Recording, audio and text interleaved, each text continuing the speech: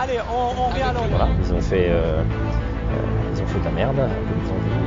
Vous attendez de moi de dire qu'on joue la montée, et bah je suis pas venu aujourd'hui. Madame, mademoiselle, monsieur, heureux de se retrouver dans l'ombre du moustoir. D'Archeville. Et but d'Archeville. Oh, attention à cette remise. Le but exceptionnel de Benrahma. Un dégage. Oh, Lorient qui marque face au Paris Saint-Germain. Le but de Lorient de Kevin Monet-Paglione. Pour le football club de Lorient. Avec deux Lorient qui est absolument seul. Attention à Brielle et l'égalisation de Lorient face à Mamadou Sakho. Brielle qui va servir Kevin Gamero peut-être pour le but du chaos. Gamero et Lorient mène 3-2. Il y a peut-être 3 points à prendre si ça arrive jusqu'à Masidouaris. Le voilà, le ballon derrière Masidouaris à Zakcianic qui va trouver le troisième but des Lorientais. Arnold de Bouemba qui permet à Lorient. Le moral, pourquoi ne pas tenter sa chance? Et Lorientais qui va accélérer encore. Côté gauche pour Bozok de la surface. Frappe de Bozok et deuxième but. Avec Bonso, Claude Maurice, à droite, il y a une solution, Claude Maurice en solo, Mendes finalement servi, c'est parfait, pim pam poum, je te donne le ballon à droite, Mendes centre, pour Gaëtan Courtet, l'ancien Brestois, qui conclut cette action, c'est facile le football quand on joue comme ça. Bonjour à tous, bienvenue dans la taverne, ravi de vous retrouver pour un nouvel épisode, le FC Lorient caracole, doucement mais caracole, en tête de la Ligue 2. J'allais dire en tête de la Ligue 1, encore une fois, décidément, les habitudes. On avait annoncé pour les plus audacieux 12 points sur 12 sur cette série de 4 matchs qui viennent de s'écouler. Des plus prudents avaient dit 10 et Lucas, qui n'est pas là ce soir mais on va lui rendre hommage, avait annoncé 9 points sur 12 et c'est lui qui avait vu juste, même si, on va pas se mentir, il avait annoncé une défaite contre Rodez. N'importe quoi. Mais bon, c'était le seul à avoir dit 9 sur 12, donc on va revenir justement sur ces deux derniers matchs, la défaite face à Laval. Défaite frustrante, rageante. Nos experts nous diront ce qu'ils en ont pensé. Et puis cette victoire hier, enfin ce week-end, compliqué peut-être, mais victoire quand même face à Rodez. Je suis avec Pierrot. Salut mon Pierrot. Salut. Quel adjectif pour la défaite contre Laval? Bon, frustrante. Ouais. Parce que tu perds un point bêtement sur une erreur individuelle, quoi. Raph est également présent. Il revient de Dakar, où il est allé scouter les futurs recrues du FCL. Gros scouting. Il y a du potentiel. Hein. Tu as vécu la défaite contre Laval là-bas, en direct sur Canal Plus Afrique, je suppose. Tout à fait. Ça, on capte très bien. Hein. Ils sont fantastiques 4G dans tout le pays. C'est incroyable. Magnifique. Donc, j'ai rien manqué. Donc Raphaël qui est bien sûr payé par le gouvernement sénégalais pour faire la promotion au cours de cet épisode. Par Orange, voilà. On sait d'où viennent nos sponsors. Et donc, ouais. un petit adjectif pour cette défaite contre Laval? Ouais, c'est frustrant comme Pierrot, mais c'est rageant aussi parce que tu vois s'échapper quand même des petits points qui peuvent te mettre rapidement le matelas de sécurité. Donc, je pense que la victoire face à Rodez vient un peu effacer ça, mais heureusement qu'on se remet à l'endroit parce que ça commençait à faire un peu peur. Ah oui, parce que mine de rien, derrière, ça galope. Hein. Il y a peu d'équipes qui lâchent des points. Ouais. Donc faut pas se louper. Ce qu'a réussi à faire le FC Lorient face à Rodez, donc ce week-end. On fera tourner les calculatrices plus tard. On commencera à faire du foot fiction. On est rentré dans l'époque que Pierrot adore, c'est X match, X finale, FC procuration. Et si eux font match nul, nous on gagne et on met un but de plus, on est pas mal. Donc on aura l'occasion de parler de tout ça. Mais avant, une fois n'est pas coutume, on a une petite annonce à vous faire. Raph, qu'est-ce qu'on prépare pour notre public adoré pendant la trêve? On prépare, on n'avait pas envie de s'emmerder pendant la trêve. Du coup, on voulait vous proposer une petite émission particulière. Le concept à la taverne, c'est quand même de charrier. Donc, du coup, plutôt que de faire des top 10, top 50, etc., puisqu'on l'a fait souvent sur les calendriers de l'avant, etc., on va faire le magnifique flop 10. Donc, les pires flops all-time du FC Lorient, concoctés par nos 3 experts plus moi-même du coup. Donc une émission en direct qui vous permettra de réagir aux différents classements, nous insulter en direct, voilà, et puis de voir que Pierrot n'aura, je pense, pas mis Adrian Gribic en première place de ce magnifique classement. Est-ce qu'il l'aura mis dans son top 10 déjà? Je ne peux pas. J'ai eu C'est pas accès sûr. au classement. J'ai eu accès. Oui. Alors, du coup, pour que tout le monde comprenne, C'est ça. je serai le maître loyal, on va dire, le monsieur loyal, du coup, de l'émission, même si Julien gardera la présentation. Mais en tout cas, Julien, Lucas et Pierrot n'ont pas accès au classement. Donc, ils ne savent pas ce qu'il va y On avoir. connaît que nos classements, quoi. Exactement, au moins. Donc, ça qui sera intéressant. Donc, il y aura des petites réactions en direct pour chaque. On commencera avec la 10e place, puis on remontera jusqu'au tenant du titre. Et puis on finira sur ceux qu'on n'a pas fait rentrer dans notre classement. Donc, Ouais, ou on commencera un petit par peu. eux, éventuellement, on verra. Mais ouais, c'est ça. Mention honorable. Voilà, les mentions honorables. Donc évidemment, Encore un concept plagiat de. pas du tout pompé de Trash Talk. À peine. Voilà, un format original, concept original. Voilà. Exactement. Donc ça, ce sera quand? Ce sera pendant la trêve. On vous confirme la date très rapidement. Et donc ce sera bien entendu sur Twitch en direct. On compte sur vous. On va vous occuper un petit mercredi soir ou un mardi soir. On va voir. Rediff YouTube pour ceux qui préfèrent. Ouais. Bien entendu. Et on compte sur vous pour évidemment critiquer tous nos choix. Ça fait partie du jeu. Ça fait plaisir. Et surtout insulter Pierrot quand il. De quoi, du coup? Comment? Il y aura de quoi. Il y aura de quoi? Ah oui, t'es le seul à avoir. Oui. Il y a des trucs scandaleux, hein, vraiment. Ouais. On va pas refaire une page d'histoire du FC Lorient non plus aujourd'hui. Vous avez beaucoup aimé l'introduction du dernier épisode. J'ai eu un commentaire, un message je vais dire d'un pote, pas du tout, mais de quelqu'un quoi, qui dit ce serait bien que tu lises les articles, on dirait que tu les découvres au moment où tu les lis dans l'épisode. Ça me fait penser On dirait, ah ouais. Ça me fait penser au scud que tu avais reçu là sur changer de présentateur, il connaît pas ses sujets. C'est vrai, on a reçu Et à un la DM. fin, surtout, changez rien.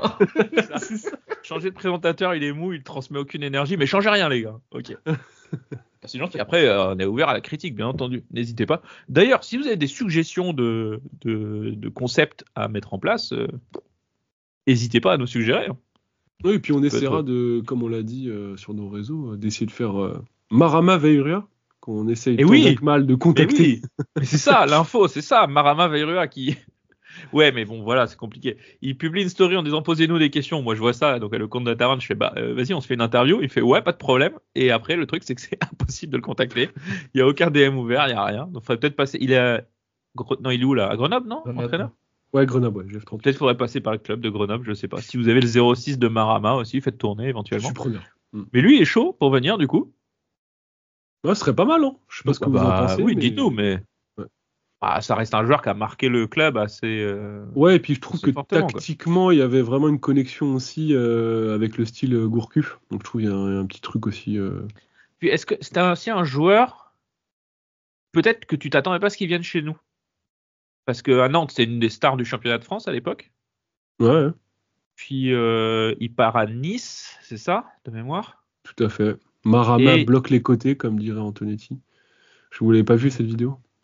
Ah ouais, j'ai pas la Elle est incroyable. Si, elle est incroyable. D'accord. Sur le best-of de Fred Antonetti sur YouTube. Vraiment, écoute-la. D'accord. Mets tes écouteurs pas trop fort. Et il y a Matt Moussilou dans la même vidéo, je crois. Ouais, oh la vache. Oh. Tu vas nous le gagner le match, Matt. C'est n'importe quoi. Tu vois, Matt Moussilou, il est livide, tu vois, il a trop peur de rentrer sur le terrain. Alors, quand on a lancé ce podcast, je m'attendais pas à grand chose, mais parler de Matt Moussilou dans l'épisode, c'était pas non plus prévu. 7 minutes de bonheur, voilà, c'est. Je regarderai ça. Qu'est-ce que j'allais dire? Ouais, donc après Nice, il vient direct à Lorient?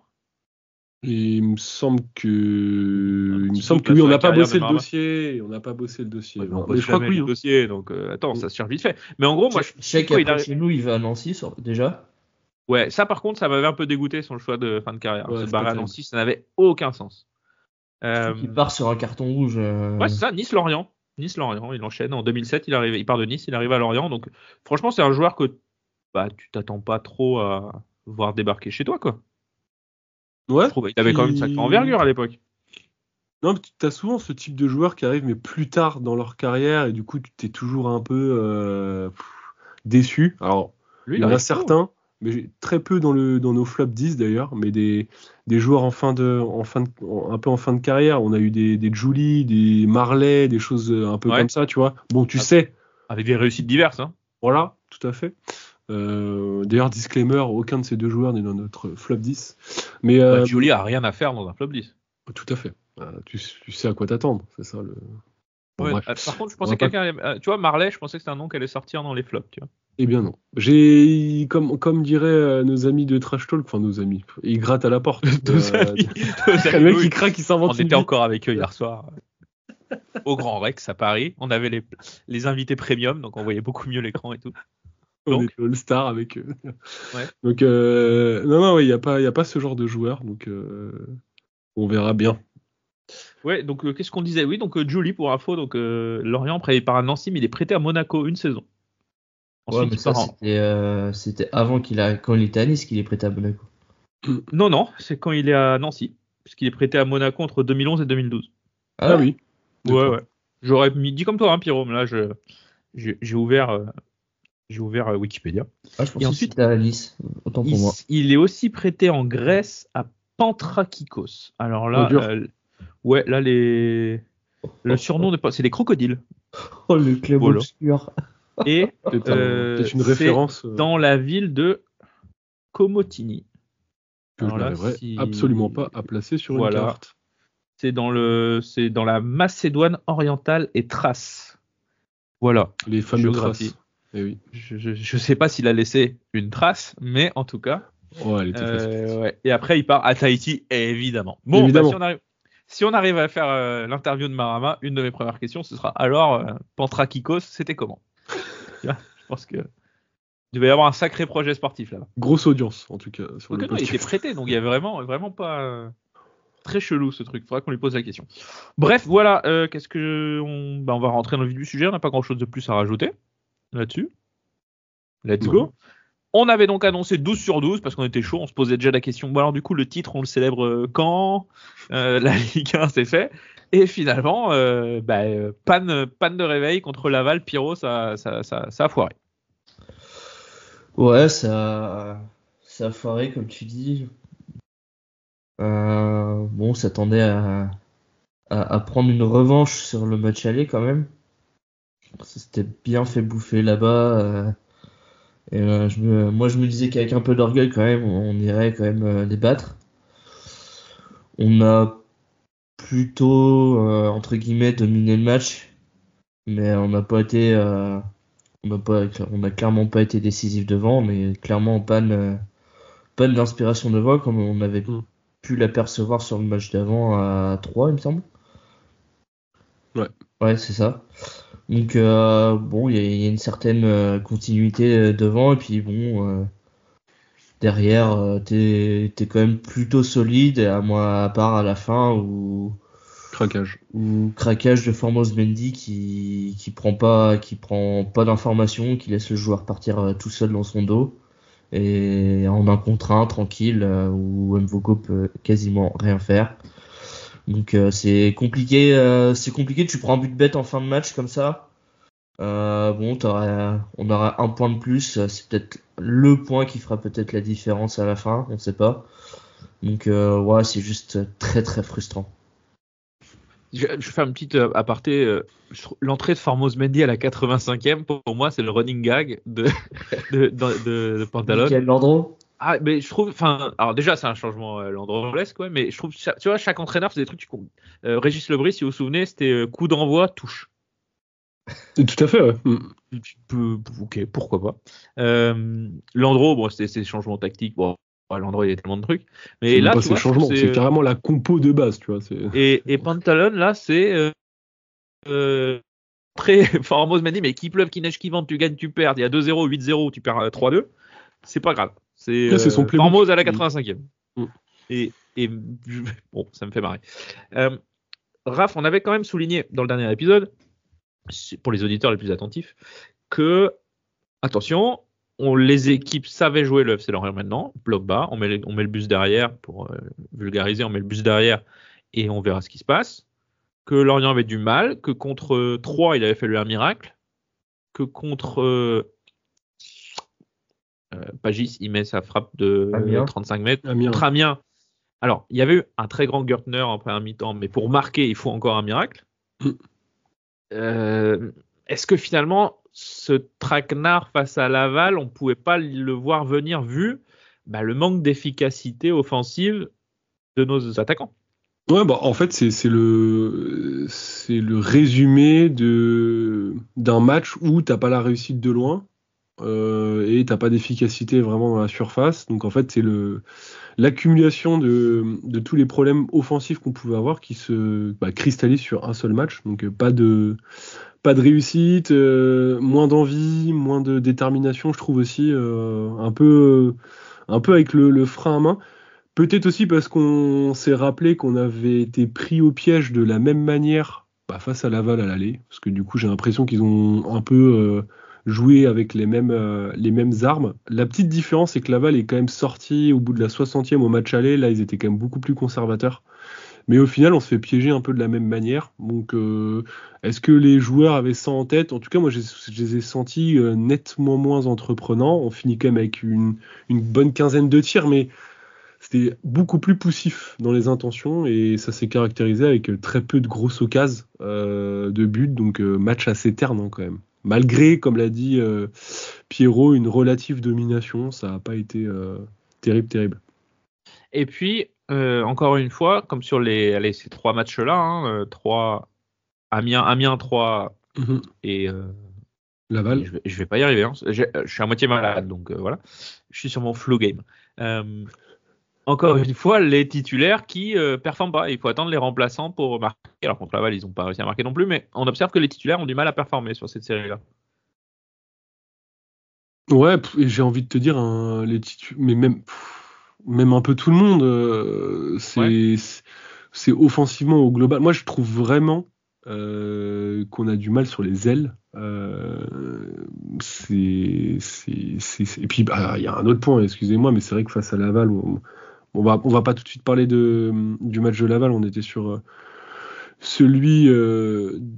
était sur le match de Laval, on va pas parler tout de suite de Rodez, mais quand même une recrudescence du déchet technique, et notamment en première mi-temps, je trouve, face à Rodez, mais là, face à Laval, tu vois, la justesse technique qui nous permet pas d'accélérer et d'avoir la bonne passe qui te met dans de bonnes conditions, et le jeu sur les ailes, que ce soit Katseris, Vuka, notamment sur le couloir droit, c'est grippé, quoi. Ça passe pas, c'est besogneux, c'est téléphoné, c'est pas fin. Donc on a des grosses limites là-dessus. Et ouais, je trouve que là où je te rejoins du coup dans tes propos, Julien, c'est que les équipes nous connaissent par cœur. Et ça se voit dans la manière qu'ils ont d'attaquer, parce que ça s'est moins vu face à Laval, mais beaucoup plus face à Rodez. Et les attaques de Rodez étaient constamment sur notre couloir droit, à jouer du coup dans la profondeur à ce niveau-là, donc avec beaucoup de difficultés sur ce côté. Non, je pense que le FC Lorient est disséqué à la vidéo, et pareil, encore une fois, encore plus criant face à Rodez, la première mi-temps. Tactiquement, ils avaient un plan. Ils avaient un plan autour d'Abergel, ils l'ont isolé, il était quasiment invisible en première période, ça jouait sur notre couloir droit, avec des schémas un peu particuliers, donc ouais, je pense que on vient pas au moustoir sans un plan en tête. Et c'est pas que de la défense resserrée derrière. Rodez joue bloc médian quasiment toute la première période, hein. Et ils ne reculent qu'après leur but. Donc, oui, même Laval n'était pas non plus dans ses 20, non. Dans ses 30 mètres. Hein. Ça ressortait des ballons proprement, ça essayait des choses. Je disais tout à l'heure, on met le bus pour un peu schématiser et caricaturer, mais c'était vraiment la caricature, puisque ils ont quand même tenté des choses. La preuve, ils marquent derrière. Alors, on pouvait imaginer que le fait que Pantalone ne fasse pas tourner l'effectif, les titulaires, ça aide pas justement à surprendre les adversaires. Pierrot, finalement, contre Rodez, il a fait tourner l'effectif. Contraint et forcé, puisque Ponceau et Pagis étaient malades. C'est pour ça qu'ils n'ont pas joué. Ouais. Mais il y a quand même eu d'autres changements, dont le retour de Katseris dans le couloir droit, qui fait une première mi-temps catastrophique. Ouais, le but le sauve vraiment bien sa mi-temps, parce que... D'ailleurs, tu vois... Hein. Moi, j'ai pris le match qu'à la 30e, mais le quart d'heure que j'ai vu, il était catastrophique. Il récupère la balle, il perce pas, ouais, on lui donne le ballon, il arrive à l'extérieur de la surface, tac, il s'arrête, le jeu il devient statique, il fait une passe en retrait et au final l'action ne donne rien. C'est ça. Beaucoup trop de manque d'idées et puis même globalement sur les 2 derniers matchs, il y a pas, j'ai même envie de dire depuis le début de la saison, il n'y a pas d'évolution dans son jeu en fait. Enfin, clairement, son jeu se base sur se donner à fond, courir, machin et tout. Mais techniquement, depuis 1 an, il y a quasiment aucune évolution. Ouais. Et c'est là où c'est dommage parce qu'il y avait quand même des espoirs en début de saison où on se disait au fur et à mesure de la saison, il va quand même augmenter son niveau et au final, ça stagne et ça aide pas l'équipe. Mais après, on peut pas lui enlever une envie qui est quand même. Ah oui, non, mais ça fait pas tout. Impressionnante, hein, ça tu peux pas ça le. Fait ouais, pas mais tout. c'est déjà quand même pas mal, quoi. Après, il a que 23 ans, c'est pas non plus un joueur qui est fini, il va continuer à progresser. Non, mais regarde, par exemple, là, on met souvent 4 séries, on voit de l'envie, des courses, etc. Quel autre joueur du FC Lorient a à peu près le même profil, qui court, qui déborde, etc. Vous pensez à qui? Yongwa. Oh, tout à fait. Yongwa, il perd 21 ballons. Ah oui, mais 4 séries, il en perd 17. Pour autant, Yongwa, devant la surface, il perd moins de ballons, il fait des centres plus précis. J'allais enchaîner sur Yongwa qui fait un match. Non, mais ce que je veux dire, c'est que il vaut celui de 4 séries, hein. J'ai critiqué les ailes tout à l'heure. Bien sûr. Voilà, enfin, c'est l'arme du centre. Je la trouve pas incroyablement bien huilée aujourd'hui, quoi. Tu vois, c'est donc et de toute façon. Face à Rodez, c'est assez clair, c'est qu'ils l'ont bien vu. La défense à 5, elle nous a forcé à écarter. Il n'y avait plus personne au milieu pendant au moins 60 minutes. Ça forçait à écarter. On essayait de passer sur les ailes et efficacité 0 en soi. Et puis en plus, face à ce genre d'équipe, tu peux au moins te dire tu vas récupérer des fautes. Tu vois, ouais. Face à des équipes qui vont être plutôt sur la défensive, tu vas récupérer des fautes. Et niveau coup de pied arrêté. Et les corners. Oui, ouais, c'est pas bon. Le dernier corner d'Avomebong contre Laval. On perd 1-0, c'est la 93e et 50 secondes. Déjà, bon, pourquoi Vogo monte pas? S'il y a bien un gardien qui est au courant dans le championnat de Ligue 2 que tu peux monter sur un corner, ça doit être lui. Il y a lui et celui de Rodez. C'est les deux qui sont au courant. Donc déjà, il monte pas. Alors, est-ce qu'il a pas le temps de monter parce que c'est joué vite ou pas? J'en sais rien. Et en plus, c'est frappé, mais oh là là, j'aime beaucoup Avom, mais là, c'est frappé à n'importe quoi. Rater premier poteau. Bon, fin du match, merci, quoi. Et contre Rodez, pareil. Alors, on marque sur coup de pied arrêté, puisque le but de 4 séries vient après un corner, qui est d'ailleurs un des seuls coups de pied arrêtés bien frappés du match, Pierrot. T'en as un deuxième. Où t'as la tête de Talbi qui. C'est sur corner? Ouais, oui, c'est sur corner. Ouais. Putain, il Talbi doit être à sa... par le défenseur sur sa ligne. Oui, exact. Talbi qui doit être à sa 54e tête consécutive qui fait pas but sur corner. Ça aussi, il y a un moment, c'est compliqué. Tu vois, donc, cette arme des coups de pied arrêtés, je trouve, elle est pas non plus hyper bien exploitée, quoi. Et c'est peut être ça qui débloque. Alors, ça, pour le coup, contre Rodez, ça t'a débloqué la situation, mais contre Laval, pas du tout. Pas du tout. Ça a toujours été depuis quelques années, ça a toujours été un point où on a souvent souligné qu'on marquait très peu sur coup de pied arrêté. Si tu veux que je vais peut-être abuser, mais depuis Jouffre, hein. J'ai envie de te dire oui, hein. T'as eu la période l'orienté qui mettait ses coups francs, mais sinon. Oui, j'avais un peu oublié l'orienté, oui, c'est vrai. les buts de 40 mètres. Ouais. Mais sur les corners, je suis d'accord avec toi. Ouais, sur les corners, Jouffre, c'était bien. Oui, non, c'est vrai que j'avais oublié l'orienté. C'est son but de 40 mètres contre Nantes, etc. Il y a quand même beaucoup de. Mais sur la régularité, sur les régularités, etc. Je sais pas s'il en met beaucoup les Sassuolo l'orienté comme ça. Oh, je pense pas. On les voit pas passer, donc. Donc c'est pas possible. Mais ouais, les coups de pied arrêtés, c'est quand même assez mal exploité du côté du FC Lorient. L'essentiel, c'est que contre Rodez, Pierrot, excuse-moi, t'allais dire quelque chose? Non. D'accord. Donc l'essentiel, Raph, c'est que contre Rodez, finalement, on s'est repris, on se retrouve dans le même scénario. Bonne nouvelle, c'est qu'on est mené à beaucoup plus tôt dans le match. Ça laisse le temps de se remettre à l'endroit. Et puis le but de 4 séries vient vrai. Alors, c'est un peu le cliché, le poncif. Ils ont marqué au meilleur moment. Je sais pas s'il y a un meilleur moment pour marquer, mais juste avant la pause, je pense que ça assouplit un petit peu le discours de Pantaloni dans le vestiaire. Ouais, c'est sûr. Non, c'est sûr. Non, si. Après, tu vois dans le contexte de match qu'il fallait égaliser là, parce que Rodez est pas si dégueu en première période. Hein. Ils nous tiennent un petit peu plus tête. Il y a peut-être 15 minutes où ils sont dangereux, 15-20 minutes. Donc, et après, on a repris du poil de la bête sur les 15 dernières minutes de la première période. Donc, il fallait marquer à ce moment-là, ou en tout cas très rapidement au retour des vestiaires. Mais non, c'était le bon moment, je pense. Et alors après, je pense que Pantaloni, dans les vestiaires, il a probablement dû quand même montrer son je sais pas quoi dire, mais en tout cas son Agacement. son agacement, désarroi, énervement, mais en tout cas ouais c'est frustrant de voir une équipe. C'est pas la première fois aussi qu'on concède un but assez vite. Oui, bien sûr. Ouais. Donc Oui. c'est un schéma qui s'est un peu répété là cette saison.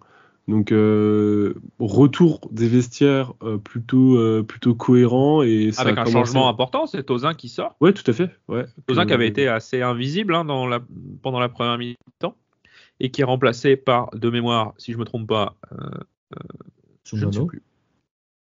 Par Soumano, oui, ouais, exact. Soumano, bien sûr. Par Soumano, qui a pu apporter un peu plus de profondeur aussi. Ouais, et, du jeu de haut but aussi, hein. Ouais. Du jeu de haut but avec des déviations. J'ai surtout vu ça, moi je retiens ça. Non, et après, je pense que c'est vraiment le problème, c'est que Rodez a reculé, en fait. Oui, mais il y a aussi le fait qu'en deuxième mi-temps, on a été beaucoup plus dans la surface. Ça se rapprochait beaucoup plus du but. On a vu la séquence qui amène au penalty. Elle dure pour moi 5-10 minutes où tu sens que tu es en train de presser ça, vraiment. Et oui, en effet, il recule. Tu es vraiment en train de presser et tu sais que il va finir par y avoir un truc. Et ils font une erreur. La faute, elle est stupide. Ouais, mais Makengo joue super bien le coup. Et Ah ouais, clairement. Et je sais pas si vous avez fait attention à la réaction de Makengo et la réaction des joueurs autour de lui. Tu sens qu'ils en veulent les mecs, quoi. Là, tu peux pas dire comme ça a été le cas sur certaines autres saisons, et pourtant c'est les mêmes types. Hein. Attends, mais tu sens qu'ils en veulent. C'est ça qui est assez incroyable, mais tu vois la réaction qu'ils sont. Ils sont heureux. Quoi. Croupi qui prend le penalty, qui le transforme, il le frappe très bien. La célébration du singe, on cherche toujours à comprendre. La petite peluche là, d'où elle vient, on ne sait pas. C'est une private joke, quoi. Ouais. Je l'ai vu au Red Star, moi, mais. Et à la fin du match, il était avec. Oui, c'est à la fin. Mais qui est cette peluche? D'où sort-elle? On veut savoir. On sait qu'elle s'appelle Dédé. Que c'est devenu le porte-bonheur, je sais pas quoi de l'équipe. Bon, bah c'est cool, mais filez-nous des infos. Je trouve surprenant qu'il n'y ait pas un compte Twitter qui soit déjà créé au nom de la mascotte. Ce serait quand même le minimum. Mais voilà, donc le but de Croupi, puis ça continue à pousser, et puis là, il y a le but d'Abergel qui vient un peu libérer tout le monde. À la 88e contre Rodez, normalement, Pierrot, t'es tranquille. En théorie, oui. Après, si on oublie le match aller, ou au même moment, tu menais 3-1, tu finis à 3-3, bon. Là on sentait qu'il pouvait, il pouvait presque plus rien nous arriver derrière. On les avait quand même bien tués, je pense, sur ce troisième but. Puis clairement, sur la dernière demi-heure, ils ont quasi plus vu le jour, Rodez. On les a plus vus, on les a bouffés. Et c'est ce qu'on retrouve souvent cette saison, c'est vraiment le dernier quart d'heure où on marque souvent énormément. Et encore une fois, ça se répète contre Rodez. Espérons que ça dure jusqu'à la fin de saison. Si on marque à chaque fois dans le dernier quart d'heure, moi ça me botte. Moi, j'aimerais bien un match tranquille en vrai. Tu vois, un match où tu mènes 2-0 assez rapidement, puis après tu souffres pas jusqu'à la fin, quoi. Ce serait pas mal. Parce qu'en fait, chiant, ça. Ouais, mais bon. C'est pas très FC Lorient, ça. Un de temps en temps, ça fait plaisir. Parce que derrière, ça patine pas beaucoup, hein. Ça avance. Non, d'ailleurs, un 4-5-0, tu vois, où tu déroules et tu fracasses l'adversaire. Ouais. Oh, c'est bien aussi. Ouais, mais je sais pas si on en a les capacités. Hein. On devrait, mais tant qu'on n'arrive pas à faire déjouer un bloc bas très tôt dans le match, ça peut peut-être en fin de saison quand tu joueras des équipes les trois en vacances quoi. Les Caen, les Martigues à domicile. Caen qui a gagné en ratant. Vous avez vu que Martigues aussi, Caen là, donc Caen ils sont au fin fond du saut, ils ont un péno très tôt dans le match, le mec tente une Panenka. Ouais. Non, faut pas. Là, non. Ah, voilà. Non. Oui, donc je disais derrière. D'ailleurs, ça vous avez gagne vu le Paris petit penalty de Dango Ouattara? Enfin, le tir au but, je crois. Oui, Oui. Chiki. Ouais. Chiki. Ouais, très sympa. Donc allez le voir sans élan sur une séance de tir au but. En plus. Tu vois, donc. Bon. Donc voilà, donc le PFC, je vais enfin y arriver. PFC qui a battu Annecy 3-2. Et Metz qui s'est imposé à Amiens, ce qui fait qu'au classement, on a 3 points d'avance sur le PFC, 2e. 5 points sur Metz, 3e. Et on est déjà à 7 points de Dunkerque, 4e. Pierrot, l'information importante après cette victoire de Rodez, c'est que le FC Lorient est maintenu en Ligue 2. Et oui, mathématiquement, on a assuré le maintien en Ligue 2. Bravo. Cette année, on peut dire qu'on est maintenu, ce qui n'était pas le cas l'année dernière. Donc, c'est pas une phrase qu'on peut sortir tous les ans, visiblement. Donc, cette année, on peut la sortir assez vite dans la saison, donc disons-le. Le maintien est acquis donc, et on est déjà à, donc je vois Annecy qui est 6e, premier non barragiste, qui est à 13 points de Lorient. Ah, c'est pas mal. Hein. Ça fait Même pour les barrages, ça commence à être, ça commence à sentir bon. Maintenant, si on finit barragiste, on va pas se mentir. C'est une déception. Une déception. Notre adversaire direct, enfin notre suivant, parce qu'on a quand même, je trouve qu'on a quand même 2 adversaires très sérieux, c'est Paris et Metz. J'enterre pas Dunkerque. Enfin, je les sous-estime pas, mais. Ceux qui jouent ce soir aussi. Ouais. Et oui, Ils jouent, oui. Le classement, ils jouent ce soir. S'ils gagnent, ils reviennent bien aussi dans la course. Ils jouent contre Ajaccio. Ouais. Alors, normalement, on fait FC Procuration tous les soirs, mais de là, supporter Ajaccio. Franchement. Le contexte. Ouais, je sais pas. Pour le coup, il y en a. Pas. D'ailleurs, je sais pas si vous avez vu, il y a un supporter lyonnais qui puisqu'on parle d'Ajaccio, donc banderole SS en tribune. Bon, c'est Lyon, c'est le contexte. Banderole SS en tribune, salut nazi, tout ce que tu veux. Il prend 3 ans d'IDS. Tout va bien. Et une amende. Donc moins qu'un mec qui a balancé 3 grammes de peinture, 2 balles de tennis, 3 litres de peinture, 2 balles de tennis. C'est un peu bagarré. Alors, bien sûr, même si la bagarre c'est mal, mais prend 2 ans de moins que. 2 poids 2 mesures, c'est ça? Ouais. Oui, enfin, aucune cohérence. Quoi. On n'attaque pas Beansport, on n'attaque pas le car régie comme ça. C'est ça. C'est ça. Quand on voit la situation du foot français, ça fait doucement rigoler quand même. Oui. Mais bref, donc visiblement, on peut. C'est mieux de faire des signes nazis que lancer de la peinture sur un bus. Voilà. C'est un équilibre contestable. Oui. Exactement. Donc le PFC, le PFC qui est 2e à 3 points du FC Lorient, et le prochain match à Charletti, Raph, à la maison pour toi. Ah oui. Qui est habité en face, dans le 16e arrondissement évidemment, en face. Alors du coup, c'est pas dans le 16e, parce que ça sera pas à Jean-Bouin le match, c'est à Charletti. Ah, mais oui, c'est Charletti. Oui, ouais, excuse-moi. J'ai déjà. Tu viendras un jour. C'est bien. Tu viendras. Non, mais moi j'ai eu l'honneur de faire un match à Charletti avec notre président Pierrot. Pour un fantastique Saint-Étienne-Paris FC, si je dis pas. On a vu direct la rédemption de Pierre-Yves Hamel après 2 ans et demi sans marquer. C'était beau. J'ai toujours la photo dans mon téléphone fond d'écran. Donc un stade horrible d'ailleurs pour voir du football. Mais c'est pour ça que je parlais du 16e, parce que oui, l'année prochaine, il jouerait à Jean-Bouin. Tu te rattrapes bien. Ça vous dit un peu de complotisme ou pas? Ouais, vas-y, je suis chaud. Ouais. Vous avez vu comment ils sont arbitrés Paris là dernièrement? Oui, contre Annecy, c'est purement un scandale qui gagne le match. Mais à choisir, je préfère que Annecy se fasse baiser plutôt que nous on se fasse baiser contre eux avec l'arbitrage. Ça peut pas arriver 2 fois de suite.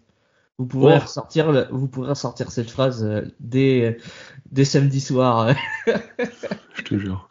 Là, on fait confiance aux hommes en noir évidemment, qui sauront tenir le match bien entendu. Mais bon bref, au-delà du complotisme, Paris qui s'est remis à l'endroit après un beau passage à vide. Mine de rien, un passage à vide, Raph, qui nous fait du bien parce que sur leur série de 6 matchs sans victoire, je crois, ils sont qu'à 3 points de nous, quoi. Ouais, c'est grâce à ce passage à vide qu'on arrive à se nicher, on va dire, en haut du classement, parce qu'on en a eu un aussi, un petit passage en début de saison. À vide. Ouais. Et non, mais en fait, je crois qu'on est la seule équipe à plus de 2 points par match, si je dis pas de bêtises. Un truc comme 2-0-8, un truc comme ça, mais concrètement, ça veut dire que... oui, puisqu'ils ont 49 points en 25 matchs. Donc ça veut vraiment dire qu'il faut garder ce rythme-là, et même en gardant ce rythme-là, on n'est pas assuré de finir premier. Mais il lâche rien. Ouais, c'est là, un peu, je vais commencer à faire un peu de football fiction, mais c'est sûr que en allant chercher soit le match nul, soit carrément en allant gagner à Charletti, tu te retrouves dans une situation hyper positive puisque le match face à Bastia, on verra en parallèle 2 matchs coup près aussi pour nos poursuivants, puisque Pierrot, tu as le calendrier sous les yeux, parce que c'est Monsieur Calendrier, Pierrot. Oui. On a Dunkerque qui reçoit Metz. Ah ouais, on est Et déjà dans PFC. les petites calculatrices. Parce que... Ouais, bon, c'est Et pas grave, vas-y. Et t'as le Paris FC qui va à Laval. Laval qui nous a tapé 2 fois, Moi, je suis plutôt Qui- partisan des matchs nuls dans ces cas-là. Tu Oui, moi donnes aussi. 2 points et basta, tu vois. Comme l'autre fois Ça sur fait les chier tout le monde. confrontations directes, pour moi, voir 2 matchs nuls de nos poursuivants, c'était la bonne OP. Bon, il y en a 2 qui gagnent, c'est dommage. Mm. Mais, Et dans ce cas-là, tu prends une énorme avance. Ouais, mais ton samedi prochain, il peut te relancer complètement le haut de tableau. Hein. Ah bah oui, bien sûr. Tu te plantes à Paris et t'as un Metz-Annecy à côté. Attention. Mm. Attention, parce qu'il y a Metz et Dunkerque. Qu'est-ce que vous avez dit? J'écoutais pas, excusez-moi. Dunkerque, va à Dunkerque Rodez. qui reçoit. Dunkerque va à Rodez Va à Rodez, ouais. Ah pardon, oui, sur la prochaine journée. sur Ouais. le prochain match. Ouais, ça peut être Et Rodez, Question malgré tout, à domicile, c'est quand même costaud. Hein. Ouais. Ah oui, On bah, aurait pu gagner on a vu. 3-1, mais bon, ouais, voilà. Ouais, ils ont On aurait ils ont un on aurait gardien, pu gagner 4-0 ils ont un si on gardien voulait au 4-1. qui monte à la fin et qui sait mettre des belles têtes. Donc, match à 6 points. On a parlé d'Antonetti, on va parler de tu Roland l'adores. Courbis. Tu l'adores. Match à 6 points. Moi, Et je vais vous poser une question volontairement je dirais même outrageante. plus. C'est la première des 9 finales. Oh oui, 9 matchs, 9 finales. Pierrot, t'annonces 9 matchs, 9 finales? Ouais, 9 matchs, 9 finales, ça y est. Moi, j'annonce pour moi, c'est- un truc. Tu gagnes face au Paris FC, tu es champion de Ligue 2.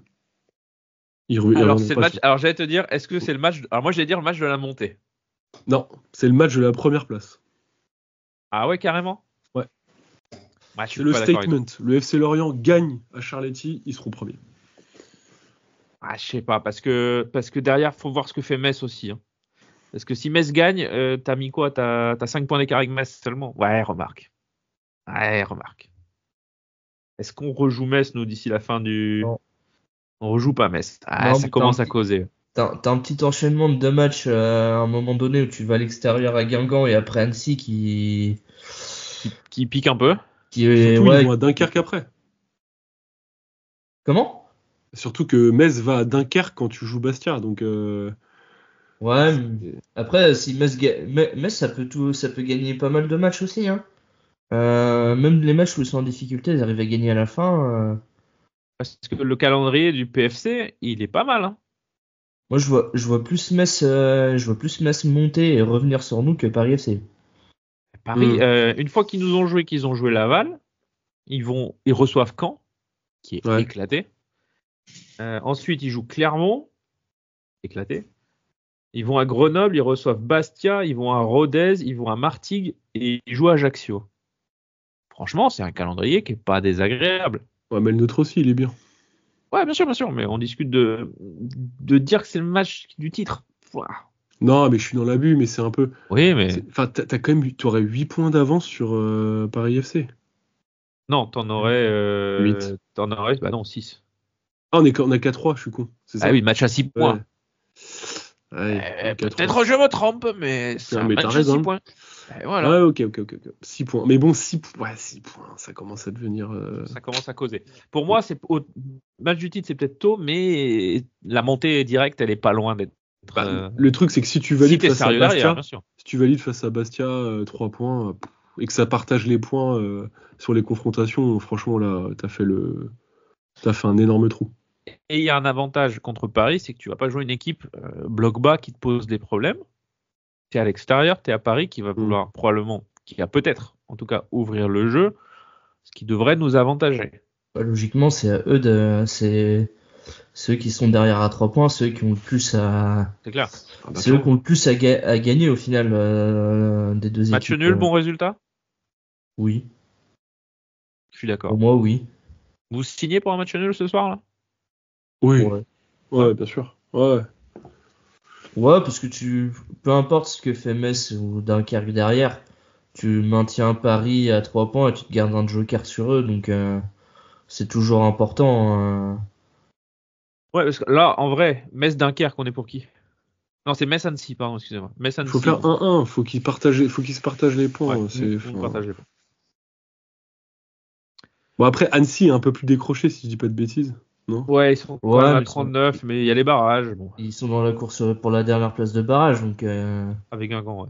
Il y a un petit gap, hein. Dunkerque 4e avec 45 points et t'as Guingamp, Annecy derrière à 39. Bah, en fait, Laval à si 37. Laval est pas si loin des barrages. Si Dunkerque gagne face à Ajaccio ce soir, il est préférable qu'Annecy gagne contre Dunkerque. Pour le Bah coup. oui. Mm. Non, mais dans tous les cas, il faut que Dunkerque perde.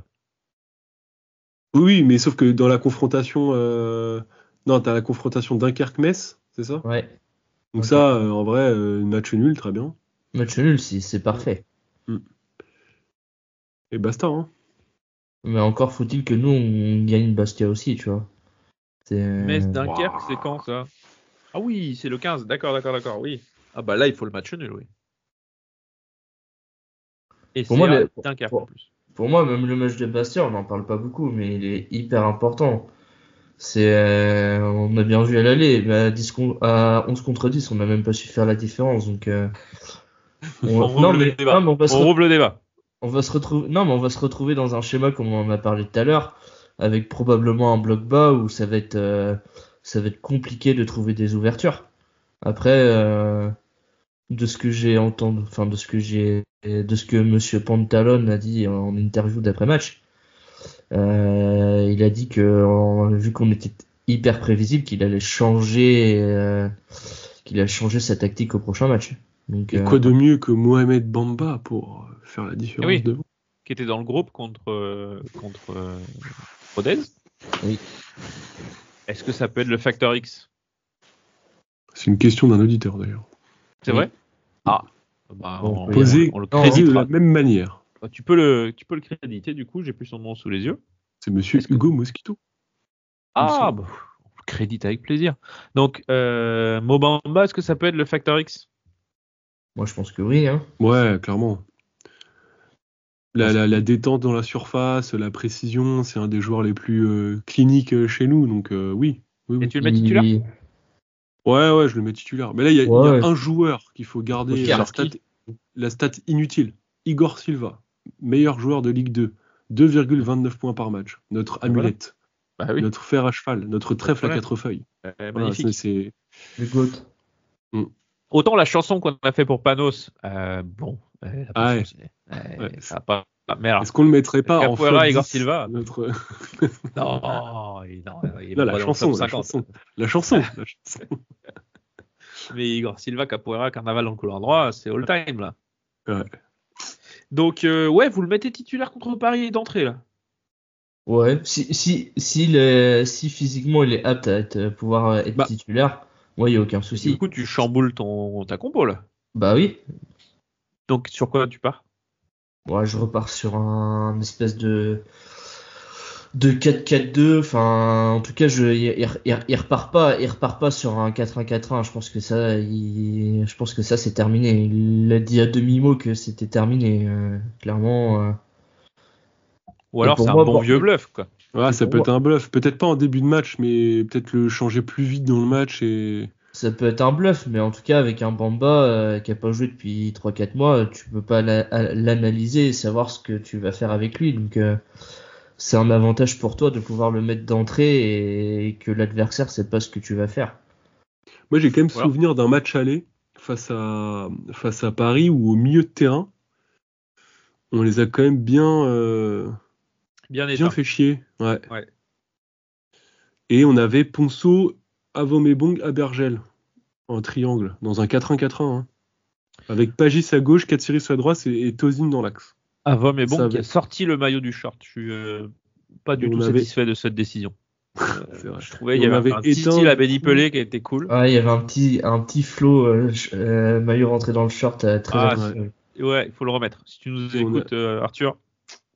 Et on avait éteint du coup Camara, Marchetti, Lopez, Kebal. C'était pas mal. Et après, à mon avis, à mon avis, on va forcer sur les côtés chez eux parce que leurs deux latéraux seront suspendus contre nous. Et tu penses pas que... Ah, c'est une bonne info. Ça, c'est un gros insight. Oui. Comme quoi, ça sert dessus la Ligue 2 pour présenter un podcast sur la Ligue 2. Bamba, je pense que c'est chaud qu'il soit titulaire. Il a pas joué contre Rodez. Il aurait pu le faire jouer pour le mettre en jambe en prévoyant, tu vois. Ouais, mais est-ce que Tozin il fait rentrer à la 60e? Ouais, mais il est rincé. Je sais pas s'il est rincé. On était les premiers à dire qu'il faisait une bonne saison. Bon, pas tout le monde. Mais tu mets Croupi tout seul devant. Et tu réintègres Pagis qui était malade, Ponceau, Nko. Ouais, il était malade, on sait pas ce qu'il a, mais il est pas non plus. Il a pas un cancer en phase terminale, ça se trouve, il a chopé la crève. Donc, le vrai sujet, c'est que du coup, Makengo. Makengoat. Toujours plus. Non, mais concrètement, est-ce qu'il saute permanent. Là, tu fais re-rentrer Ponceau. Ouais. Je sais pas. C'est pour ça, l'intégrer Bamba titulaire, c'est chaud. Hein. Non, parce que Bamba titulaire, c'est en lieu et place de Tozin. Donc, de toute façon, tu gardes un 9. C'est juste que là, il a fait glisser Croupi à la place de Pagis sur le côté pour garder deux offensifs. Donc, après, le système, il pouvait passer en 4-4-2 en cours de match. Hein. Il avait la possibilité de le faire. Il l'a pas fait, mais là, c'est juste que tu as Pagis et Ponceau. Bon, en tout cas, tu as des options pour Charletti, mais... je sais, là franchement équipe le 11 pour Charletti, je sais pas ce qui est devant, en tout cas je sais pas comment il va. Oui, parce que derrière tu vas retrouver Igor Laporte, Albi, Yongwa. Après ça se complique. Non mais tu retrouves Avom, tu retrouves Abergel, c'est sûr. Voilà. Katseris ou Vuka. Non mais parce que tu pourrais avoir Abergel et Avom et Bong en double pivot 6 là et un 10. Vous voyez pas, mais il fait le geste avec les doigts, 2 doigts vers le bas, hop, pivot 6, les doigts qui... Ayez ça en tête. C'était pour vous. Mais oui, vas-y, continue, recommence. non, mais après, en 10, tu mets Pagis.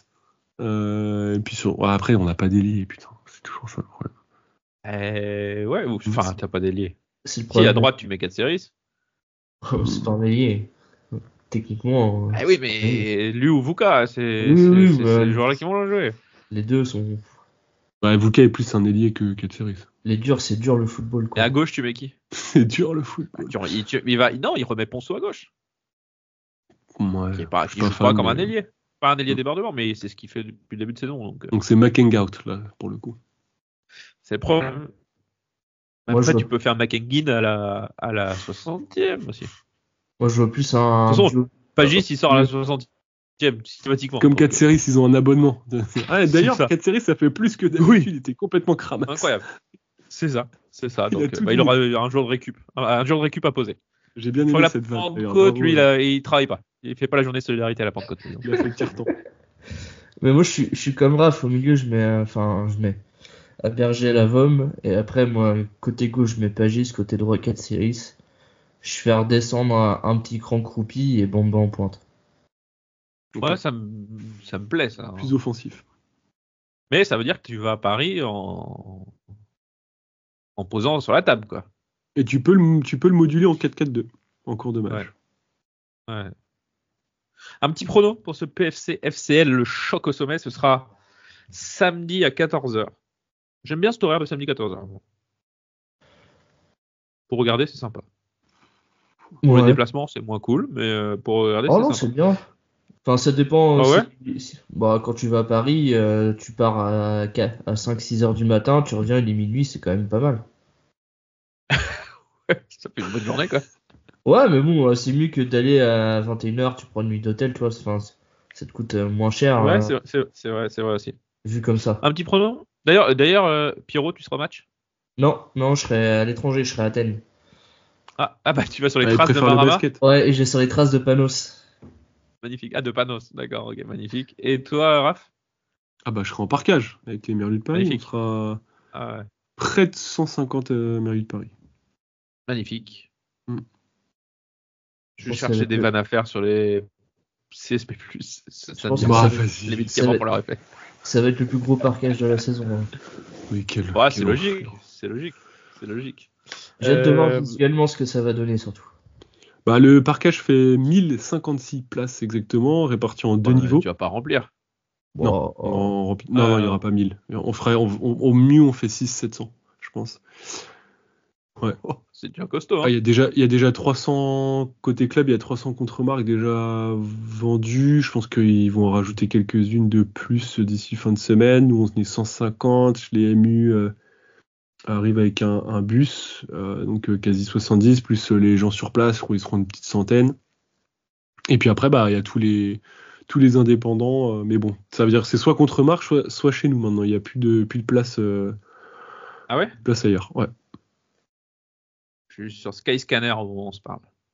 Ah, ça me plaît, ça. J'aime cette information. Je pense que ça va être compliqué. Du coup, votre prono? Eh bien, nous allons voir un magnifique 1-2. Un but de Pitou s'il est encore vivant. Ah non, il a été transféré. Non, il a failli être transféré. Il est toujours. Et il est évident que Pitou va marquer. Et qui peut marquer chez nous? Ah. Eh bien, Yongwa et l'horrible Tozin à la 78e. Oh, l'horrible Tozin, t'es dur.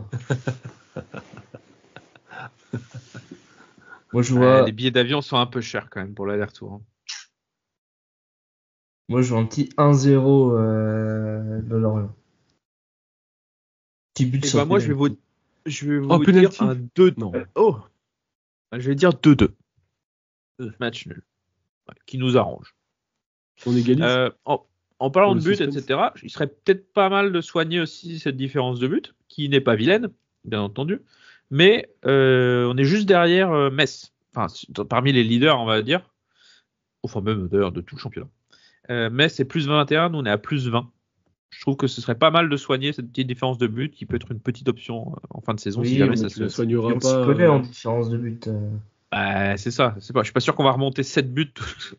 Il fallait remonter 7 ou 6, je sais plus. Je suis pas sûr qu'on va remonter tout ça tous les ans. Donc, soigner la différence de but serait pas mal. Après, samedi, c'est peut-être pas le match où tu vas penser à ça. Ressortez ce clip quand on gagnera 6-0 à Charletti. Voilà un petit 2-2. Ça me paraît pas mal. Donc, le programme avant la trêve, on en a parlé. On a déjà sorti la calculatrice. Et on va passer à la question de nos auditeurs, Pierrot. Désolé, on vous a prévenu un petit peu tard aujourd'hui qu'on allait faire un épisode. Donc, pas forcément beaucoup de questions, mais je t'en prie, Pierrot. Déjà, on a répondu à une question tout à l'heure de Go Mosquito. Du coup, je vais prendre la question de la Gamérance des difficultés en championnat dernièrement, car les équipes nous ont étudié. Doit-on changer la manière de jouer pendant le sprint final? Ça, on en a un peu évoqué. Au vu de l'effectif qu'on possède, devrait-on jouer avec plusieurs cordes à notre arc et jouer l'incertitude? On a le 4-1-4-1, on a le 4-4-2, on a même fait des passages à 5 derrière. Donc, on a les 2 systèmes et demi qu'on maîtrise. Et après, c'est plutôt avec les profils d'attaquants, je pense que tu peux faire la différence. C'est sur ton côté gauche avec soit Pagis, soit Ponceau.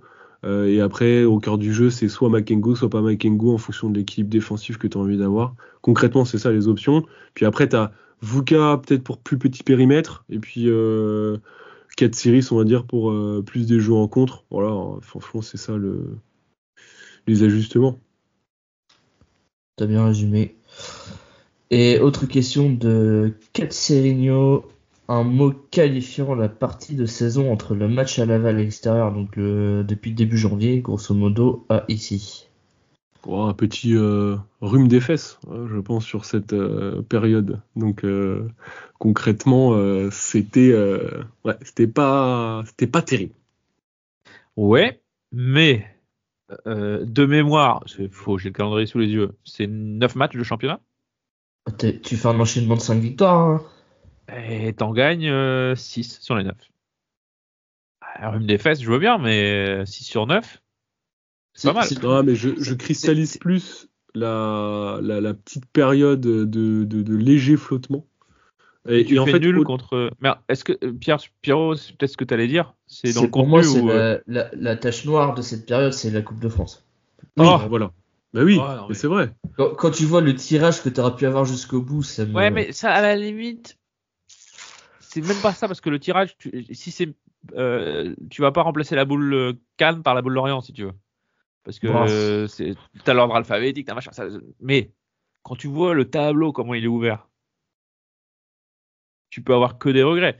Tu poussais peut-être pas en finale, mais t'avais tellement une belle demi-finale à t'offrir. Bah, t'as la moitié du mois de janvier qui est à mettre à la poubelle. Hein. Laval, tu te fais bolos. Face à Metz à la maison, c'est pas flamboyant. Et puis là, franchement, t'as pas le droit de perdre. T'as pas le droit de perdre à Cannes. Metz, ça reste un bon nul, mine de rien. Oui, mais bon, c'est pas du tout bonifié. Enfin, à la limite, tu dis, bon, ok, t'as été sérieux à domicile face à Metz. Allez, maintenant, on va gagner à Cannes. Voilà. Non, le match est nul. À Cannes, c'est nul. C'est vraiment nul. En termes de championnat, si on parle juste de championnat, pour moi, c'est une bonne partie. Depuis janvier, on fait une bonne partie de saison. Après, si on englobe la Coupe de France, pour moi, c'est the point noir. Parce qu'on va pas me dire, ouais, quand je joue les trucs, ouais, on peut pas jouer les deux tableaux ou faut qu'on priorise le championnat. Enfin, le championnat. Le jour où on va aller en Coupe d'Europe, c'est les mêmes qui vont dire, on va mettre une équipe B le jeudi face au Barça. Notez qu'il n'y a aucun conditionnel dans la phrase de Pierrot. C'est le jour où on joue à la Coupe d'Europe. Non, mais c'est vrai, c'est la même chose. Tu vas pas avoir le même discours le jour où on va jouer une Coupe d'Europe. Tu peux très bien jouer les deux tableaux. On voit très bien ce que fait Dunkerque. Ils sont capables d'aller jusqu'au bout en jouant les deux tableaux.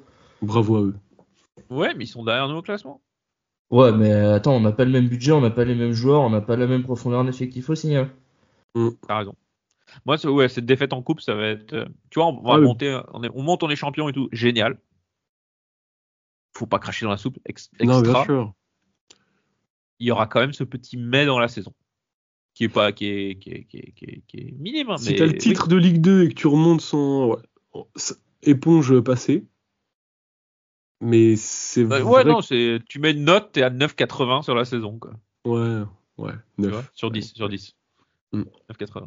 Ouais, c'est vrai qu'elle fait chier, parce que c'est des matchs sympas à vivre, quoi. Non, mais t'as le droit de te faire sortir face à une Ligue 1. Tu vois le tableau. Mais là, quand... Ouais, puis t'as fait tourner à fond. Mais même en faisant tourner, tes joueurs, ils doivent être capables de jouer une N2, quoi. Ou une N1, je sais pas où ils sont. Mais... Moi, je pose une question. Qu'avez-vous pensé de l'entrée de Fadiga ? Et oui, c'était son premier match. Alors, pas d'enflammade, hein. Parce qu'il a joué quoi, 10 minutes ? Ouais, même pas, ouais. Avec le temps additionnel. Je réserve mon avis. C'est une munition supplémentaire, je trouve ça intéressant. Ouais, c'est bien. J'ai trouvé... Il y a vraiment le côté box-to-box, je trouve. Enfin, cette capacité à se projeter, grosse foulée, bonne conservation, j'ai l'impression. Mais bon, on n'en a pas vu assez. Mais... Ouais, c'est ça. On n'a pas vu beaucoup, mais ça peut être une option supplémentaire. Ah, mais ça répond à la question. Parce qu'il n'était pas dans le groupe, parce qu'il y avait des malades, etc. Est-ce qu'il il sera dans le groupe contre Paris ? Je suis pas sûr. Non. Il était dans le groupe parce que Ponceau était out juste avant. C'est ça. Hein. Mais bon, il a le mérite d'avoir joué, c'est bien. On verra ce que ça donne. Plus de questions ? Deuxième question. Laurent Abergel, après ce magnifique but et son il y a que ça, mérite-t-il une statue plus qu'un 4e Tavarde d'or ? Franchement, on se fait la liste des gens qui méritent une statue devant le stade. Je le mets pas en top 1. Hein. Je sais pas si je le mets top 3. J'ai pas dit, j'ai pas dit la plus belle statue. J'ai dit, mérite-t-il une statue ? Tu vois, si tu vas, il y a beaucoup ça. Tu prends le stade l'Emirates à Londres, tu as des statues des. Non, mais ne disons pas statue. Tu mets qui sur le parvis du sur le parvis du Moustoir ? Alors, mais au-delà des statues, tu sais, il y a les joueurs qui sont collés sur les colonnes du Moustoir, là, sur les ouais, mais ça. Ouais, mais il y en a pas tant que ça. Il y en a combien ? 5-6, pas plus, je crois. Non ? Ouais, c'est vrai. Ouais, bah, c'est déjà pas mal. Non, mais oui, évidemment, mais on parle de statue devant le stade. Tu mets qui ? Tiens, intéressant. Ouais, s'il y a obligé de mettre Gourcuff.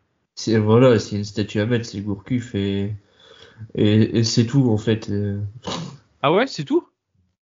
Bah, il caractérise l'équipe, l'ADN de jeu, etc. Ouais. Ça serait dur de mettre un joueur à côté de ce qu'a fait Gourcuff. Ce qu'a fait Gourcuff, c'est quand même énormément d'années au club. C'est quand même, je sais pas, il a construit le club quasiment. On va pas. Ouais, non, je suis d'accord. Il y a aucun débat sur Gourcuff. Il y a aucun joueur qui est capable de construire le club comme l'a pu le faire Gourcuff, tu vois. Et puis... Ouais, mais alors des joueurs qui ont marqué d'une façon ou d'une autre le club qui méritent. Après, si tu me parles des joueurs un peu all-time, ouais, je pense qu'ils rentrent dans le top 3. Le problème des joueurs qui ont eu un énorme impact du coup à Lorient, c'est souvent des one season players ou alors 2-3 saisons grand max. Donc non mais je mets pour ça, moi j'ai 2 noms en tête. Parce que bon, on se parle souvent d'Odar, je pense que oui, j'ai cité, voilà. Après, du coup, t'as du Gamero qui vient souvent, plus quelques saisons. Plus vieux, j'ai plus vieux. Ok. Et après, sinon, c'est des one season. Hein. Moi, j'ai du Gamero quand même. Hein. Gamero, c'est quand même quelque chose. Hein. Ouais, Gamero, ça me surprend. Tu vois, je serais pas non plus. C'est 3 énormes saisons, c'est sélectionné en équipe de France chez nous, en étant à Lorient en Ligue 1. Mais c'est pas le premier. Moi, il y a Abriel que j'ai toujours trouvé. Enfin, mais c'est trop court, tu vois. C'est 2 saisons et quelques, tu vois. C'est pas. Moi, je mets un Cuissard. Tu es obligé. Oui. Mais je sais, mais c'est l'histoire du club aussi. Ouais, je suis d'accord. Oui. Sélectionné en équipe de France en étant amateur, c'est le seul dans l'histoire du football. À ce moment-là, tu fais une fresque. Puis tu fais pas une fresque, tu es obligé de lui mettre la statue. Famille du fondateur, etc. pour le symbole. Et j'ai aucune idée, je sais même pas s'il est droitier ou gaucher, évidemment, on n'a jamais vu jouer, pas de souci. Faudrait demander à Bourpif. Mais toujours gratos. Mais t'es obligé de mettre une statue. Donc t'as lui, t'as Odar, t'as Gourcuff, évidemment. Abriel, je sais pas. Trop court. Et à Bergel, il pousse à la porte, évidemment. En plus, avec le Supermax qu'il a signé. Vous avez vu l'interview en débardeur? Ouais, j'adore. Ça, c'est vraiment conférence d'après-match avec Doris Burke sur ESPN, tu sais, ou sur BBC, je sais plus où elle est rendue. Très chelou. Mais oui, il pousse à la porte. Mais tu peux pas faire une statue d'un mec qui est encore au club. C'est pas possible. Non, c'est impossible. Impossible. Puis j'ai hâte de voir Odar au conseil municipal à Lorient dire ouais, on va mettre une statue à mon effigie, s'il vous plaît. Pour le stade. Bien sûr. Vous voyez quelqu'un d'autre? On oublie quelqu'un d'évident? Non. Oh, je pense pas. Parce que même d'Archeville, tu vois, évidemment, c'est le but de la Coupe de France. Ouais, etc., mais c'est one season. Le Lan, non. Pédron. Ah, Pédron. Non, mais il est bien placé, mais. En fait, il faudrait définir quels sont. Il faudrait qu'on fasse un top 10 all-time. On en a déjà fait un. Mais on va déjà faire le flop 10 et j'enchaîne sur la conclusion de cet épisode, c'est magnifique. Magnifique. On va déjà faire donc le flop 10 qui aura lieu pendant la trêve. On compte sur vous pour être nombreux sur Twitch. Alors ce sera pas un jeudi, puisque pour une question de calendrier, c'est pas possible. Donc on compte sur vous pour être nombreux. Le flop 10, qui sera le flop 10 de chacun, donc Lucas, Pierrot, Raph et moi. Le flop 10 all-time du FC Lorient, évidemment, c'est que de l'amour. Un peu de haine pour certains, bien entendu. Beaucoup de haine. Bon, avec un soupçon de love, mais ça a beaucoup de haine. C'est beaucoup de haine, on va pas se mentir.